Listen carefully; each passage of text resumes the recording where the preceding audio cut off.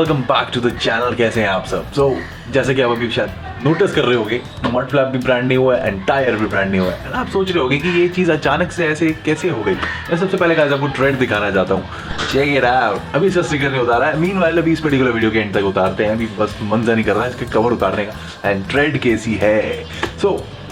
अब आप सोच रहे होंगे डेफिनेटली कि ये अचानक वाला प्रोग्राम कैसे हो गया। मैंने आपको कुछ इंस्टॉल नहीं दिखाया, मैंने कहाँ से टायर लिया है, कहाँ से क्या कराया, वो कुछ भी नहीं हुआ। एक्चुअली गाइस इसके अंदर पूरा दिन बर्बाद हो गया था मेरा।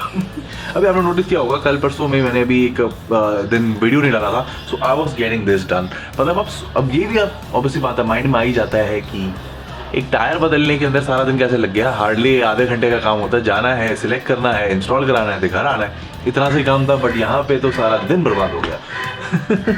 अब किस्सा गाइस स्टार्ट करते हैं। चलो, मैंने सबसे पहले अपने घर था मड फ्लैप उठाया, वहाँ से गया मैं एक शॉप पे, टायर्स वगैरह देखने शुरू किए। वहाँ पे C8 का देखा, MRF का तो मिल ही नहीं रहा था। C8 के ही 2-3 डिज़ाइन थे अलग अलग से एंड कहीं ट्यूब वाले सजेस्ट करने लग गए। मैं कहा यार इतने सालों से मैं ट्यूबलेस टायर चला रहा हूँ, तो अब मैं ट्यूब वाला टायर तो बिल्कुल नहीं चला सकता। तो नीट ट्यूबलेस ही चाहिए था और मैं कोशिश की कि अपसाइज हो जाए। जो स्टॉक साइज था अपाचे RTR 180 में, वो है 90-90-17। सो मैं एटलीस्ट चाहता था कि एटलीस्ट 100 पे तो मैं जाऊँ। सो वो ढूंढा। सबसे पहले एक C8 का टायर मिला, शायद अभी आपको दिखा भी रहा हूँ। सो वो टायर ऐसा लग रहा था कि ज़रूरत से ज़्यादा बड़ा है, वो था 190। सो 190 मेरे को लगता है फिट हो भी सकता है, क्योंकि यहाँ पे अभी अप साइज है ये वाला टायर भी एंड ये है 180। तो यहाँ पे क्लियरेंस बहुत है अभी, आराम से 1.5 इंच और है। सो वो भी शायद लग जाता। तो मज़ा सा नहीं आया। मतलब ट्रेड बहुत अच्छा लग रहा था, यूनिक सा डिज़ाइन लग रहा था, बट फिर खानी बनी नहीं। सो फिर वहाँ पे ना ऐसे पड़ा हुआ टायर मिला, मतलब यूज्ड। आई नो कि मैं सब कुछ बढ़िया काम कर रहा हूँ, यूज टायर का दिमाग मेरा कैसे चल गया। बेसिकली गाइस वो ट्रेड पैटर्न जो मेरे रियर टायर है MRF ज़ैपर बिल्कुल सेम था, 190 ही उसका साइज़ था एंड वो इतना फूला हुआ नहीं लग रहा था जितना C8 वाला लग रहा था। तो उसका चांस था कि वो पूरा पूरा फिट हो जाए एंड कॉस्ट भी कम पड़ रही थी, काफ़ी कम पड़ रही थी इनफैक्ट। तो मन तो आया कि यार चल यार कोई नहीं, थोड़े टाइम के लिए चलाना है। अभी बाइक पता नहीं मैं शायद नहीं ले लूँ नेक्स्ट ईयर, तो तब तक के लिए चला लेते हैं, कोई दिक्कत वाली बात तो उसमें है नहीं। फिर सोचा कि यार चलो ले लेते हैं, नॉट अ प्रॉब्लम। खुलवाया जी, सारा कुछ ताम झाम खुलवा दिया, ठीक है, पुराना वाला टायर उतरवा दिया। पंगा गाइस होगा यहाँ से शुरू। वो वाला टायर चढ़वाने की कोशिश की तो वो टायर बिल्कुल भी नहीं चढ़ा। सो प्रॉब्लम गाइस वहाँ से स्टार्ट हो गई थी। उस टायर को जब इस रिम पे चढ़वाने की कोशिश की तो आई डोंट नो कि उन बंदों को आता था नहीं आता था। टायर शॉप ही थी अच्छी खासी, काफ़ी सारे टायर्स थे, काफ़ी मतलब सामान था जैसा नॉर्मली होता है। सो बड़ी मुश्किल से उन्होंने उतारा, मतलब वो एक्सपीरियंस अच्छा नहीं था उतारने वाला भी। तो वो उतारा। देन दूसरा 190 का जो MRF का ओल्ड टायर था वो चढ़ाने की कोशिश की, तो वो उनसे ऊपर तो चढ़ गया इस रिम, पर्टिकुलर रिम के, लेकिन उसमें हवा ही नहीं भर रही। फिर हवा भरने की कोशिश की, पहले नॉर्मल जो सिस्टम होता है उससे, देन फिर डायरेक्ट प्रेशर से भी भरी, इट वोंट बच। तो मैं क्या यार चल कोई बात नहीं, हो सकता है वो उस टायर पुराना है, तो हो सकता है साइड से वो कटा हो, तो उसमें शायद इसलिए नहीं भर रही होगी हवा, तो कुछ और है तो बता दे। फिर टाइम और वेस्ट हुआ कि जो 90-90 साइज़ का टायर था वो उनके पास और उनके नॉन कॉन्टैक्ट्स के पास अवेलेबल ही नहीं था कहीं पर भी। उसमें मेरा 30-40 मिनट 1 घंटा आसपास बर्बाद हो गया। तो मीनवाइल मैंने कहा कि चल यार जब तक टायर आता था मड फ्लैप इंस्टॉल करता हूँ। मड फ्लैप के अंदर भी 2 बारी इंस्टॉल किया उन्होंने, क्योंकि यहाँ पे कोई मेटल की प्लेट्स ही है, वो मेटल की प्लेट लगाना वो भूल गए थे। बट चलो that is also not an issue. तो मड फ्लैप तो लग गया एंड बिल्कुल सॉलिड है, कोई इशू इसके अंदर नहीं है। देन फिर न्यूज़ आई कि जी टायर अवेलेबल ही नहीं है। मैं क्या भाई लोगों आप एक बात पहले भी बता सकते थे। फिर कहा कि चलो कोई नहीं, कहीं और से देखते हैं। तो मेरा जो स्टॉक टायर है जो 90-90 का था वो चढ़ा दो जी वापस से, तो जिससे कि मैं बाइक ले जा सकूँ वापस से। देन फिर जब उन्होंने वो वाला टायर चढ़ाया तो वो चढ़ा दिया एंड उसके बावजूद उसके अंदर हवा नहीं भरी। सेम जो 190 वाले टायर में हो रही थी वही मेरे ओरिजिनल 90-90 वाले टायर में भी हुई। तो फिर हमने एक्सप्लेनेशन गाइस क्या निकाली? एक्सप्लेनेशन गाइस ये निकाली कि वो टायर 10 साल पुराना था, जब से बाइक ली तब का था, 2010 का। तो हो सकता है कि वो जब तक उस पर रिम पे लगा हुआ था तब तक एवरीथिंग वाज फाइन, बट जैसे ही उसको उतारा तो वो पिचक के क्रैक हो गया। ट्रू, हो सकता है, इसके अंदर मुझे कोई दिक्कत नहीं थी, हो सकता है। बट अब मैं क्या करूँ? 2 टायर का ऑप्शन ले लिए, कुछ नहीं हुआ। देन फिर उन्होंने कोई सोचा कि चलो ऐसे कोई पुराना कोई सा भी टायर लगा देते हैं इसके ऊपर, जिससे कि दूसरी जगह पे बाइक जा सके। तीसरी बारी गाइस एक और टायर उठाया, वो चढ़ाया, एग्जैक्टली द सेम इशू। मैं क्या यार ये हो क्या रहा है? या तो इन बंदों को बिल्कुल ही कुछ नहीं आता, या फिर मेरा अलॉय ख़राब हो चुका है, या नोजल ख़राब हो चुकी है, क्या हुआ तो हुआ क्या। तीसरी बार जो पुराना टायर था उसमें भी इशू आया। देन फिर उन्होंने कहा कि चलो टेम्पररी ही एक ब्रांड न्यू टायर उठा के डाल देते हैं C8 का इसके अंदर।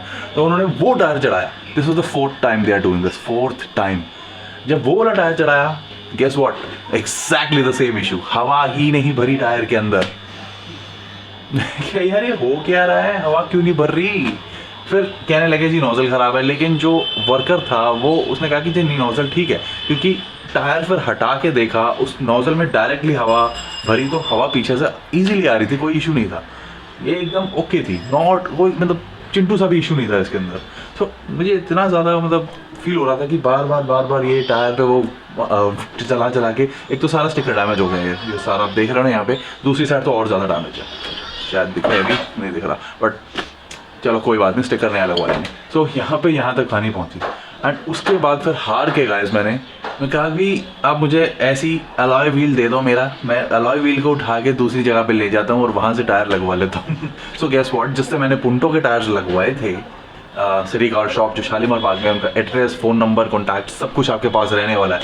सो मैं उनके पास गया एंड वहाँ पे मुझे चॉइस मिली MRF की स्टॉक के अंदर भी, एंड मिचेलिन के स्टॉक के अंदर भी 90 भी साइज़ था और 180 साइज़ भी था, जो कि अभी यहाँ पर है मेरे पास। सो फिर कॉस्ट मैं अभी आपको बताऊँ, तो ये टायर गाइस मुझे मिला है अप्रॉक्सीमेटली, सारा खर्चा अगर मिला के तो मुझे 1900 रुपीज़ का ये पड़ा है। 180/17 मिचेलिन का टायर है, एंड जो मुझे MRF का मिल रहा था सेम साइज़ में, वो मिल रहा था गाइस अराउंड 1600 का, तो 300 रुपये का फ़र्क था। लेकिन मिचेलिन के अंदर गाइस हमें वारंटी मिलती है 3 साल की, वो भी अनकंडीशनल, एंड कुछ भी होगा तो they will change it. And Michelin की आपको पता ही है कि, एंड हाँ टायर कौन सा ये तो मैं आपको बता दूँ गाइस, ये है मिचेलिन का पायलट स्ट्रीट 2, आपको क्लोजअप शॉट सारे मिलेंगे। पायलट स्ट्रीट 2 टायर है ये, एंड MRF का मेरे ख्याल से उस ज़ापर ही था शायद से। सो वो 1600 का था, ये 1900 का मुझे पड़ा है, and the quality definitely स्लीप्स and bound. And उसके बाद इस अलॉय व्हील को मैं उठा के उसी शॉप पे लेके आया, वहाँ पे सारा इसका जो भी सिंपल प्रोसेस था टायर को फिट करने का, वो भी मतलब इतना मज़ेदार एक्सपीरियंस तो नहीं था मेरा साइन के साथ। तो मैं ऑब्वियसली बात आपको बताऊंगा ही नहीं कि वो शॉप कौन सी है, वैसे मुझे बता देना चाहिए, बट ठीक है चलता है, मैं किसी को डिफेम नहीं करने वाला यहाँ पे। तो लेकिन अगर आपको टायर लेने हैं तो सिटी कार शॉप ही जाना। मेरा तो भैया बड़ा अच्छा काम हो गया, एंड टायर्स में फिट हो गया। ये 180 टायर है, उसके बाद यहाँ पे आप क्लियरेंस देख रहे हो, मेरी फिंगर आराम से मूव कर रही है, 1 इंच से ज़्यादा का यहाँ पे गैप हमें मिल जाता है, विच इज़ नाइस। और ग्रिप लेवल मज़ा आ गया है। तो इसका रिव्यू का अगर आपको चाहिए होगा इस पर्टिकुलर टायर का, तो please do let me know in the comment section, तो मैं आपको बता दूंगा इसका एक्सपीरियंस कैसा है। एटलीस्ट का 1000 किलोमीटर कवर करूँगा मैं रिव्यू के लिए, 1000 किलोमीटर के बाद ही बताऊँगा। अभी मुझे इसे लगाया हुआ 30-35 किलोमीटर हुआ है। एक छोटी सी राइड की थी, शायद आपको पता हो स्टोरी, अगर आप देख रहे हो स्टोरीज देख लेना, उसके बाद चल जाएगा। छोटी सी राइड हम कर चुके हैं। सो अब गाइस बारी है इन सब आइटम्स की, ये सब करेंगे, एंड फिर टैंक तक पहुँचना है, इसको भी करेंगे कुछ ना कुछ, एंड एग्जॉस्ट पाइप को देखते हैं क्या करते हैं, and rest will be awesome. So guys ये थी मेरी tyre related story. I hope you guys like it, and कुछ नॉलेज मिली हो तो वो भी बहुत अच्छा है, एंड टायर बहुत बढ़िया हो गया।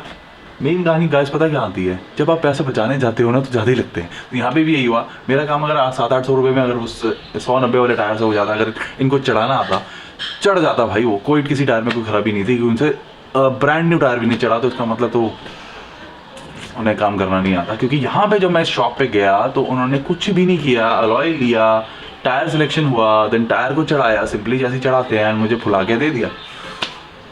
मैं क्या यार, मैंने पूछा एक्चुअली उन लोगों से पूछा भी था कि सर इसमें कुछ प्रॉब्लम थी, कहते नहीं कोई प्रॉब्लम नहीं थी।